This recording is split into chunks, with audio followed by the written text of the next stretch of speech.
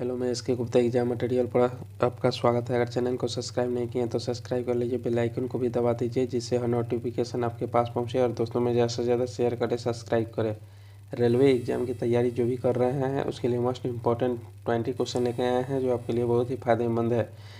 जिसका आगामी exam ALP, RPF, SI, technician, JEE, NTPC, group D है, उन सभी के लिए मस्त है। चलिए क्वेश्चन पर चलते हैं। मेंडलीव का आवर्ती नियम किस पर आधारित था? मेंडलीव का आवर्ती नियम किस पर आधारित था? न्यूट्रॉनों की संख्या, परमाणु क्रमांक, या परमाणु द्रव्यमान, या परमाणु त्रिज्या। तो इसका जो आंसर हो जाएगा परमाणु द्रव्यमान पर आधारित था। आप लोग देखें कि कितना नंबर आ रही है, आप ज़रूर कमेंट करें। चलिए क्वेश्चन पर चलते हैं। ब्रह्मांड में पाई जाने वाली सबसे प्रचुर और सबसे हल्की गैस कौन सी है? ब्रह्मांड में पाई जाने वाली सबसे प्रचुर और सबसे हल्की गैस कौन है? Nitrogen, oxygen, hydrogen, carbon dioxide. तो इसका आंसर हो जाएगा ब्रह्मांड में जो पाई जाने वाली है हाइड्रोजन है। सबसे ज्वलनशील गैस हाइड्रोजन होता है, सबसे ज्वलनशील गैस हाइड्रोजन होता है। वायु में नाइट्रोजन 78% होता है और ऑक्सीजन 21% होता है और कार्बन डाइऑक्साइड 0.03% होता है। नेक्स्ट पर चलते हैं। निम्नलिखित में से किसका गलनांक सबसे कम है? निम्नलिखित में किसका गलनांक सबसे कम है?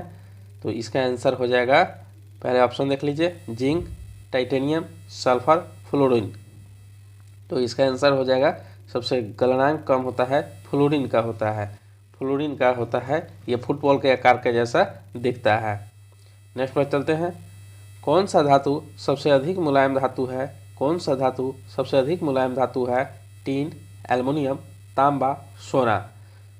कौन सा धातु सबसे अधिक मुलायम धातु है? तो इसका आंसर हो जाएगा सोना।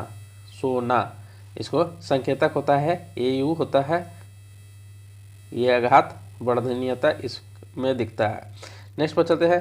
सर्वाधिक क्रियाशील धातु है, सर्वाधिक क्रियाशील जो धातु है जस्ता है, तांबा है, लिथियम है, या चांदी है।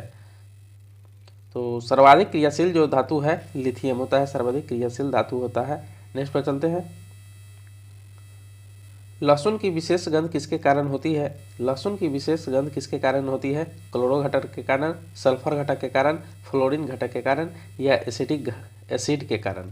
तो लहसुन को जो गंध होती है सल्फर घटक के कारण सबसे इसमें गंध आती है। नेक्स्ट पर चलते हैं। एक रसायन जिसका प्रयोग पेयजल के शुद्धिकरण में किया जाता है, एक रसायन जिसका प्रयोग पेयजल के शुद्धिकरण में किया जाता है, फ्लोरीन, क्लोरीन, आयोडीन और पोटेशियम। तो इसका जो आंसर हो जाएगा क्लोरीन हो जाएगा। एक रसायन जिसका प्रयोग पेयजल के शुद्धिकरण में किया जाता है क्लोरीन, इसकी क्रमांक संख्या 17 होता है। आयोडीन की क्रमांक संख्या 53 होता है और पोटेशियम की क्रमांक संख्या 19 होता है। नेक्स्ट पर चलते हैं। एम्पियर मात्रक किसका है? एम्पियर मात्रक प्रकाश तीव्रता का है, विद्युत आवेश का है, विद्युत धारा का है, चुंबकीय क्षेत्र का है। तो इसका आंसर हो जाएगा विद्युत धारा का। एम्पियर मात्रक है विद्युत धारा का मात्रक है।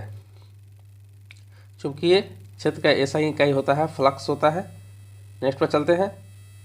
सोनार में हम उपयोग करते हैं, सोनार में हम उपयोग क्या करते हैं? रेडियो तरंगों का उपयोग करते हैं, या श्रव्य ध्वनि तरंगों का उपयोग करते हैं, या पराश्रव्य तरंगों का करते हैं, या अवश्रव्य तरंगों का करते हैं।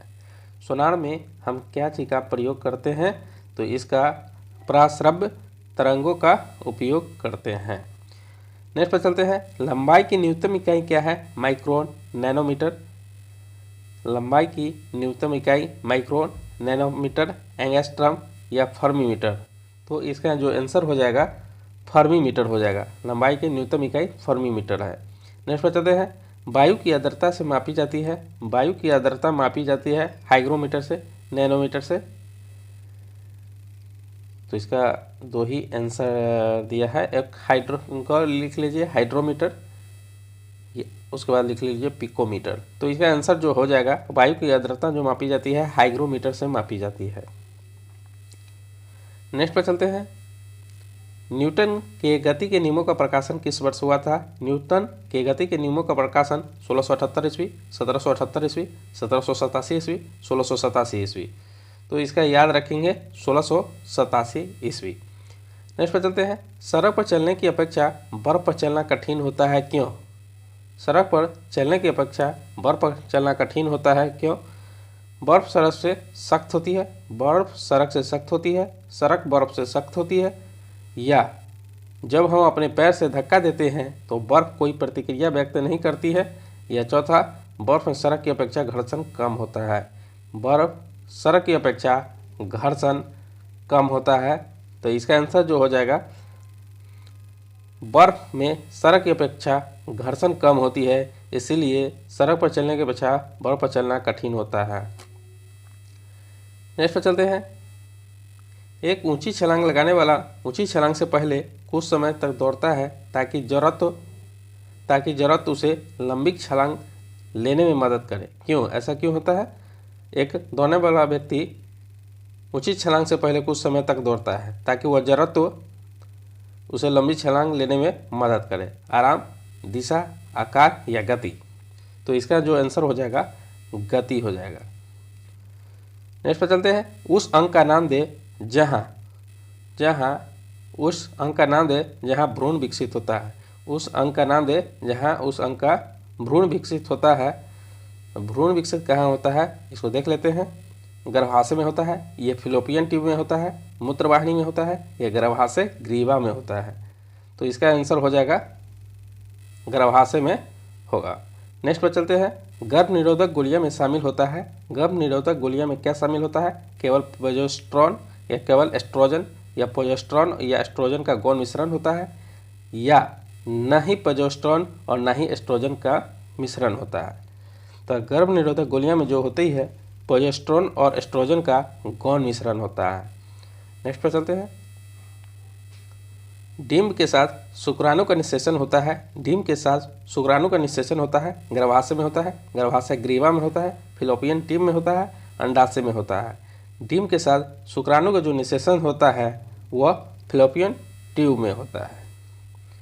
नेक्स्ट पर चलते हैं, निषेचन के परिणाम स्वरूप किस एक का निर्माण होता है? निषेचन के परिणाम स्वरूप किस एक का निर्माण होता है? अंडाशय में, रोगाणु कोशिका में, युग्मक में, या युग्मनज में? निषेचन के परिणाम स्वरूप किस एक का निर्माण होता है?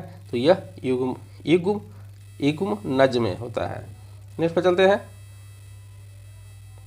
मानव नरों में मूत्र और वीर्य और प्रवाह के लिए एक ही मार्ग है जिसे क्या कहते हैं? मानव नरों में मूत्र और वीर्य की प्रवाह के लिए एक ही मार्ग है जिसे क्या कहते हैं? डिम्ब वाहिनी कहते हैं, मूत्र वाहिनी कहते हैं, मूत्र मार्ग कहते हैं, शुक्र वाहिका कहते हैं। तो इसका जो आंसर हो जाएगा मूत्र मार्ग कहते हैं।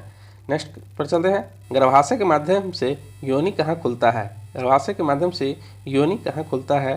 तो ये खुलता है डिम्ब वाहिनी में, या शुक्र वाहिका में, मूत्र मार्ग में, या गर्भाशय ग्रीवा में? तो इसका आंसर हो जाएगा गर्भाशय ग्रीवा में। ठीक है, अगर आप लोगों को पसंद आया हो तो please like, subscribe and comment करना ना भूलें। मिलते हैं नेक्स्ट वीडियो में।